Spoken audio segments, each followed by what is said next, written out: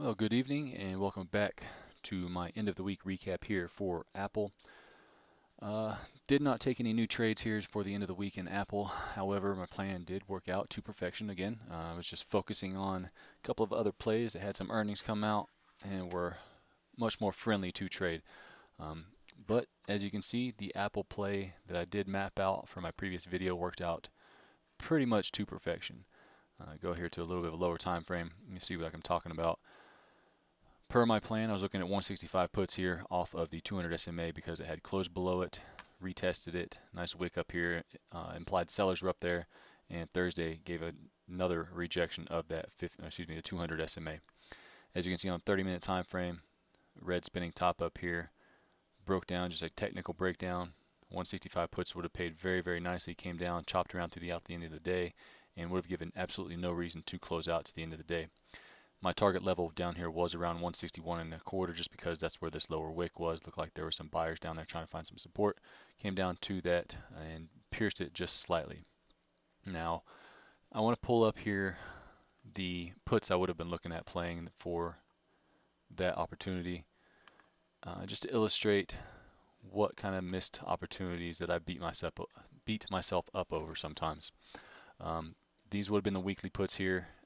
As you can see, right around this area here would have been the entry level, anywhere between 95 and $1.20 a piece. So holding that for a day, just overnight, would have yielded likely over a $4 move, over a $4 sell target. So pretty much tripled, almost quadrupled the price from what would have been a very valid entry there. But such is the case. Missed opportunities, whatever. Just gonna stop beating myself up over it now, and on to my plan for Monday. Earnings is coming up, and I believe it's Wednesday after hours, so still plenty of time to make some trades. Weekly options are going to be priced a little bit to the extreme simply because there's more volatility and it is earnings week, so the market makers want to get as much premium as they can out of those. Now you can see there's a little bit of volume spike over the previous few days, a little bit higher than average. So there is participation going on in the trade. The daily pattern here was basically like a bear flag. If it reclaims this, I would say 164-ish level may void this bear flag. But on an intraday basis, if it comes up, breaks down back down below it, stops are going to start being triggered, and it'll probably break this little bit of a lower trend line. If that does occur, I'll be looking at 162.5 puts. Initial target down here about around 160.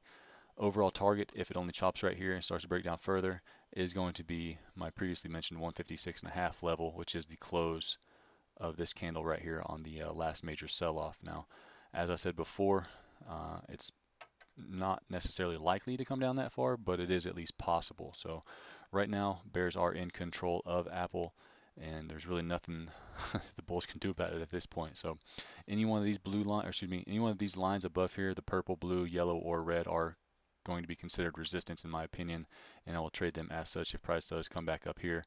Right around here, I'll be looking at 167.5 puts at the blue and purple lines, 170 puts at the yellow line, and 172.5 puts at the red line. Unless I see some tremendous volume start to rally up through there, I'm still going to stay bearish for Apple. This would be my trade plan and analysis for Apple for Monday. Have a good weekend and good luck.